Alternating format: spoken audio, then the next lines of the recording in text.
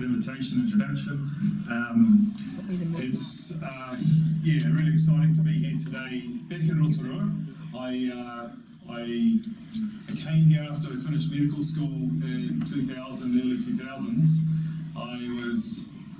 I was looking for somewhere to work in the country that would help me develop and shape what sort of doctor I might be, given my passion, which was for having an impact on my family, having an impact in my community, having an impact with my people, and having an impact with our country.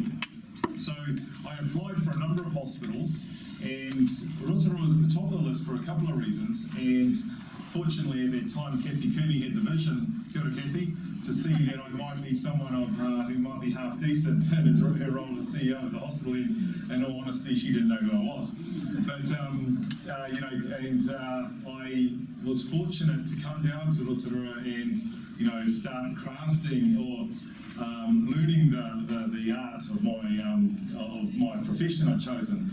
And it was the reasons I came here was, I'm married to a lady who has strong whakapapa roots to Rotorua. She's a McFarlane and from Ngāti Whakaue o Hinimutu. And so it was for good reason we would come down here and allow our young family to grow in Rotorua and learn who they were down here.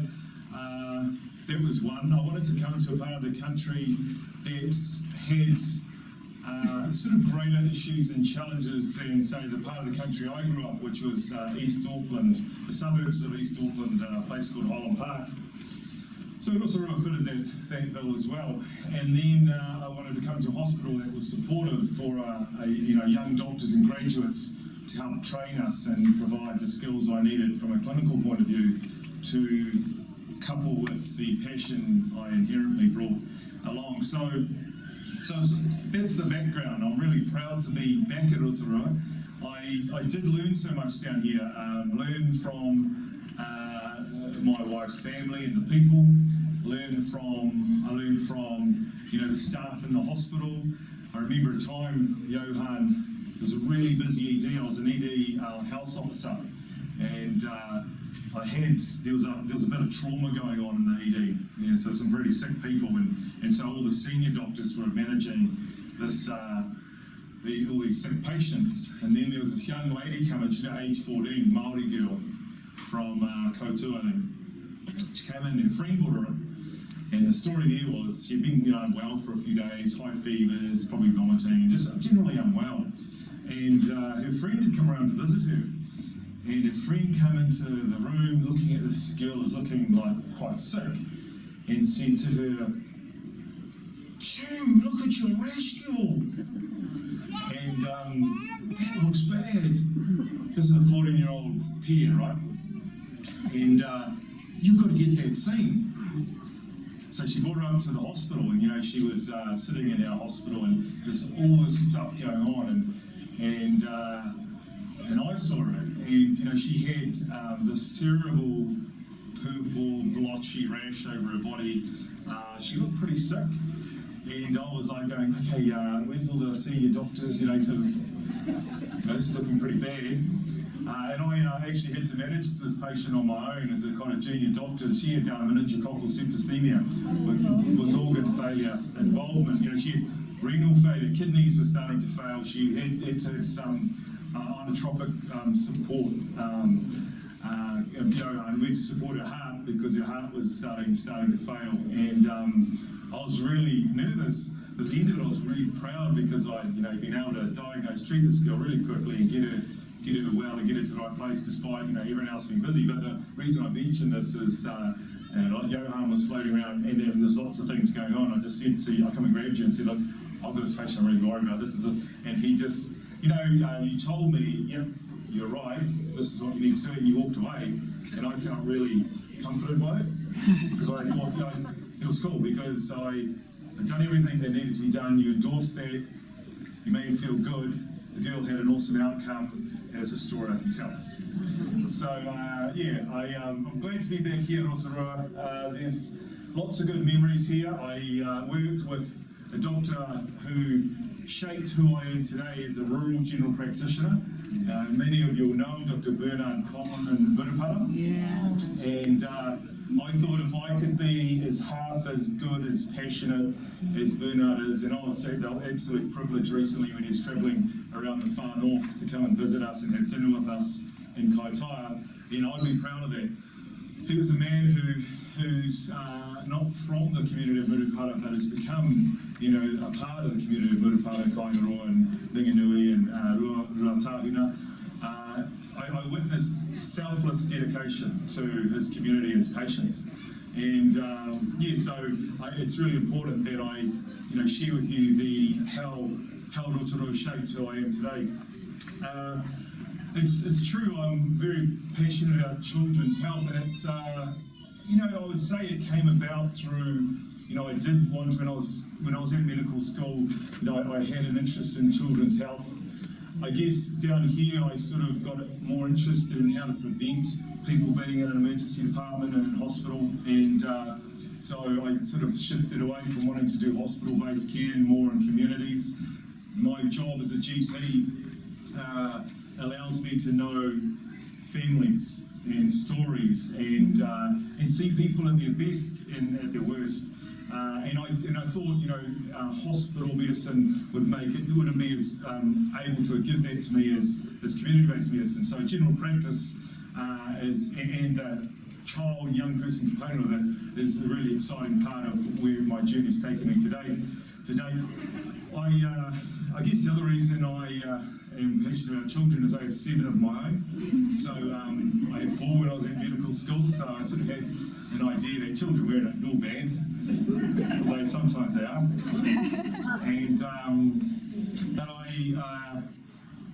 I also, I have the huge privilege and huge responsibility to raise, 7 children who will be, something I can be proud of, and that will be great young New Zealanders. And but I also am really proud of the fact that these children are safe, these children are supported, these children are loved. And sometimes when I was living in Kaitaia and here in Rotorua, as I was riding my push bike to work, I'd ride past children and know that that's not the same for all the kids I was passing that morning before I go to the clinic. I'd see them playing, and look, I'll be stereotyping, but you'd see the indicators and the signs that they may not be as privileged and as supported and loved and as capable of reaching their potential as the children I just left from my own home that morning. And so, whilst I have huge love and dedication to my own children, I've developed, a real keenness to see that's happening more and more with all children in New Zealand, not just some. So, and some real poignant moments in my life have shaped that, and probably more recently, I was in the hospital Kaitaia, and I was doing a night shift, and I was asleep on the couch in the staff room because I had been called in from my house in Kaitaia. It was 15 kilometres north of Kaitaia, to a patient who was from somewhere like Murupara, and he'd had a heart attack. He was an older man, and so he was sort of semi-unstable, getting ready to send it to Whangarei the next day. But I knew that if I went home, Murphy's Law would have it that I'd be racing back in 10 minutes later, trying to break speed records to someone who's sort of crashing and clinically becoming unstable. So I said I'll sleep on the couch in the staff room. So it was about 4 o'clock in the morning. I went to sleep, and it just seemed like a second or two later, I had a nurse come rushing into the staff room, and the nurse came running in and said, "Lance, you've got to come out. There's a baby in the ED resus, and the baby's very sick." And we only run a hospital where there's just one doctor, and then there's Whangarei. Okay, so we're 2.5 hours, 3 hours, 160 kilometres from Whangarei. So I'm running down, and it's 4 o'clock in the morning, and I'm running down to the resus room, like your emergency room here in Kaitaia and Rotorua Hospital. And I'm confronted in the resus by a 2-year-old child, little girl, who's very, very sick. She's not responding well. She's breathing really poorly. She is breathing, and there's upset family around, and there's a whole lot of nurses that are worried. And do you know what nurses do when they're worried? They look at the doctor for confidence. Yeah. You know who I look at for confidence when I'm worried? To the nurse. Oh well, there's no one there. So I'm in this room with this young child, and and I am going, gosh, this is what's going on here. So what unfolds is that this child is critically unwell. This child, the story is, mother's telling us we're at the park the day before. She fell off the park. She's 2, she fell off and she hit her head on the way down. And she was okay, she was a bit dazed, but she was fine. She went to bed and then she woke up. We woke up and she was we couldn't wake her, she wasn't well. And she wasn't breathing properly. It was about half an hour before they get in. It's a situation in Kaitaia, they had to call someone to come around in a car, pick this person up, take them to the hospital, right? So there's I was thinking, gosh, there's some literacy things here. If I had a child that's sick, I wouldn't call a friend to come and pick me up, to bring me to the hospital, would be calling an ambulance, right? Anyway, people, I don't know if you know, but you get charged if an ambulance comes to your house, okay? And it can be a lot, it can be unaffordable for people. So anyway, we're getting the story, and this child was not getting better, this child was getting worse, okay? The breathing, we're just struggling to support, and things were happening that were really worrying.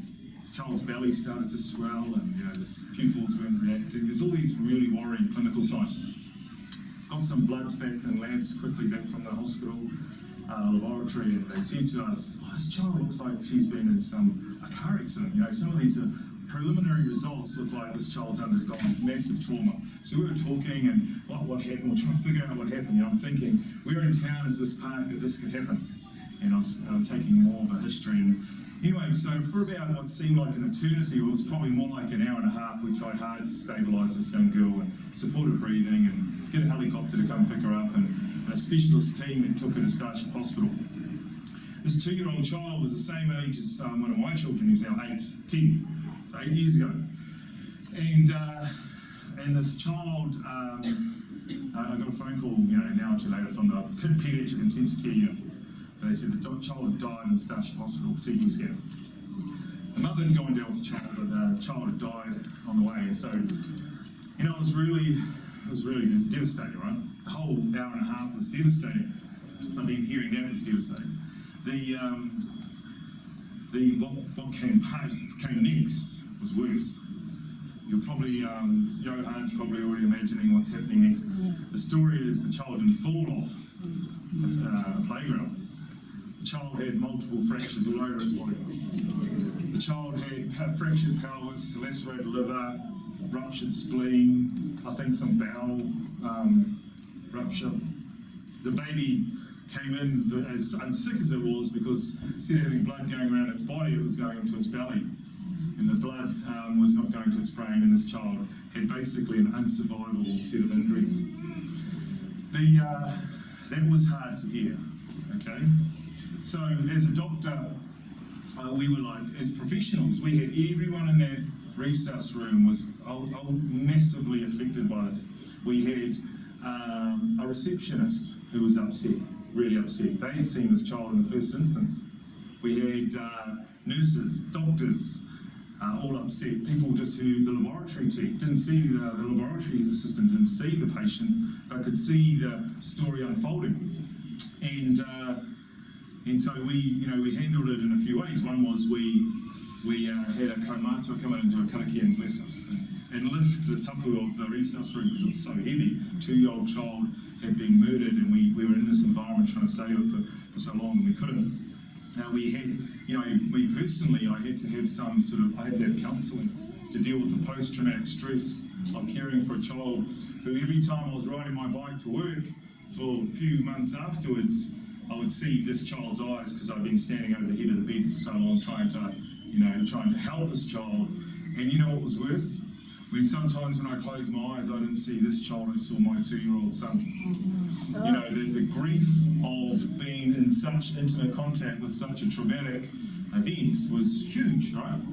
Now, and then so I needed some support to get through that, and then I needed some professional support, talking to clinicians and peers about this.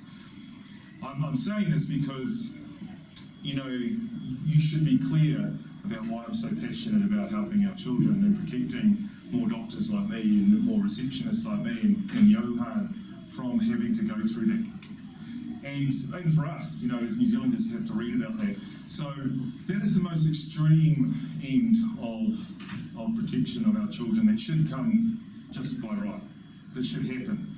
But we can't put our hands on our hearts and say that we protect all of our children. It's the safest place in New Zealand to raise a child, in the world to raise a child.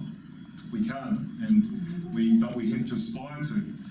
And I guess, it was from that point that I was committed to what are the other things that could cause this to happen. And we know that there's social drivers to this. We know that there's poor systems that meant that this child wasn't being picked up. The neglect of this child and the abuse of this child didn't start that night.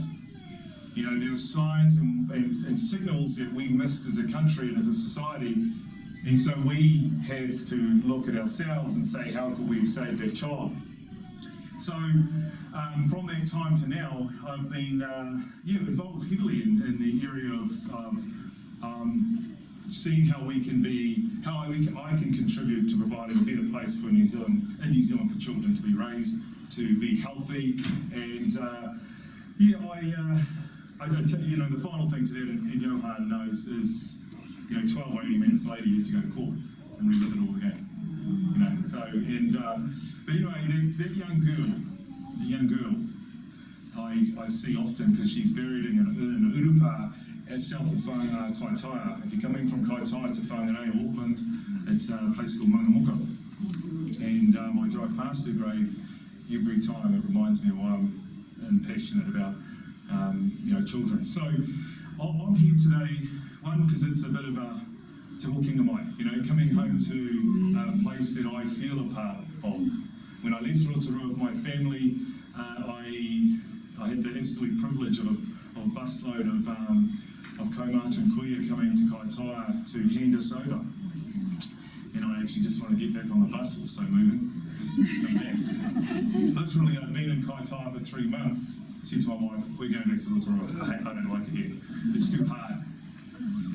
It's too hard up here. I was on my own trying to practice. I moved up to a practice and there was, I was told there's a doctor with 20 years experience and you're going to help us shape this development of this new clinic and this direction we want to take. And a week later that doctor resigned and I was the most senior doctor in the organisation. And an organisation that had lost its way. It really, in my opinion, wasn't really there for the community. And this is the risk of some of what we create as a health system and how we set up funding and what we ask people, what we want for them to do. So I'm excited about being here because yes, and as I said yesterday, this is exciting. You've made the right move of shifting the ability to get access to healthcare away from doctors and nurses. It's not hospital-centric and doctor-centric. You have to have community sites of healthcare, but more than GPs clinics being in the community, and more than Te Aka Mauri, to be honest. Te Aka Mauri is a good start, and as I said yesterday, it's definitely not the end. It's not the finish. It's what you've moved. If you've moved traditional medical services from a site of traditional medical practice into a new site in the community. Now I applaud you for that.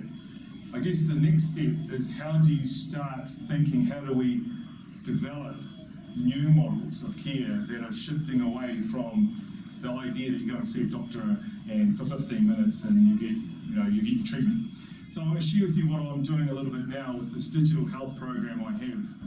And looking at the colour of hair in the audience, I'm sure when I start using really technical terms like cloud and blockchain and artificial intelligence and robotics and all the Internet of Things, you can follow me, right?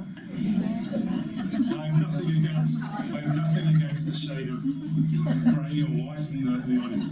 Let me just say that I'm a very proud grandson and son, and but I guess this audience here, some of you would not have seen some of the changes that are in front of us in your lifetime. You would not have seen the technology changes that are going to start to shape and change the way that people interact with each other and how they access services. Now, the change that's afoot is going to be quite. We talk about the industrial revolution, or the technological revolution is here really.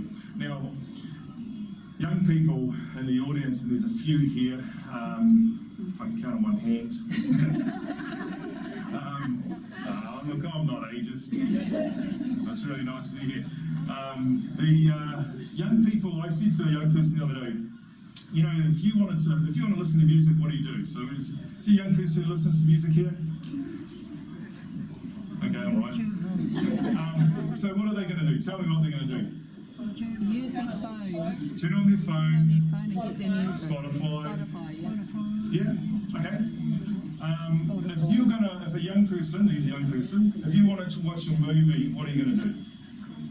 Go on Netflix. Okay. If you want to buy something, no, this may not be you, but maybe mum's mum. So if you want to buy something, That's not me. where are you going to buy it? Okay. So some of the time, and I won't say all the time, they'll buy it online, right? So I have a daughter, 2 daughters, and she asked me once to go along and pick up a dress for her for a ball. I said, oh yeah, okay, where is it? It's in Auckland. Okay. Have you seen it? She said, oh yeah, online. Okay, have you tried it on? No. So I go along to this place and I pick up this dress from a young lady's university student. She runs a business out of her mum's house, renting ball dresses.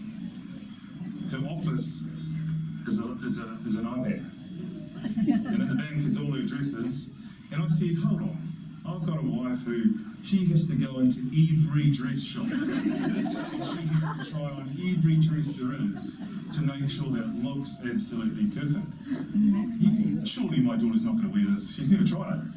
And she said, oh, this is my business. I'm making lots of money. I see this all the time. They have it. They have a self-addressed parcel comes back to me. I wash it. I put it out again. And I said, what that showed to me is, the generations today are going to access services that you would never have believed they would.